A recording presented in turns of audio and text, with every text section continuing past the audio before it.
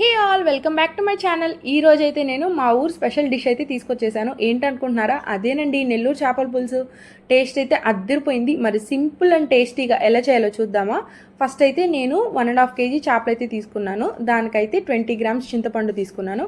ముందైతే చింతపండుని 1 hour నానపెట్టేసుకోవాలి. దాంట్లో కొంచెం ఉప్పు వేసుకొని బాగా కలుపుకోవాలి. నెక్స్ట్ అయితే దాంట్లో ఒక 2 టొమాటోస్ అయితే వేసుకొని కలుపుకొని దాంట్లో ఒక 2 tablespoons కారము, 1/2 tablespoon పసుపు వేసి కలిపి పక్కన పెట్టుకోవాలి. ముందైతే బాండలు తీసుకొని దాంట్లో ఒక 5 tablespoon ఆయిల్ వేసుకొని కొంచెం ఆవాలు, జీలకర్ర, మెంతులు ఇవన్నీ వేశాక ఒక ఆనియన్ వేసుకొని కొంచెం కరివేపాకు వేసుకొని బాగా కలుపుకొని ముందైతే కలిపి పెట్టుకున్న చింతపండు పులుసుని దీంట్లో అయితే వేసేసుకోవాలండి. నెక్స్ట్ ఒక 10 నిమిషాలు మరిగించాక మనము తీసి పెట్టుకున్న చేపలు కూడా దీంట్లో వేసేసి, ఇంకా నెల్లూరు చేపల పులుసు అంటే మామిడికాయ ఉండాలి కదండి, ఇంకా మామిడికాయ కూడా వేసేసుకొని ఇందులోకి స్పెషల్ మసాలా పొడి అయితే వేసుకోవాలి.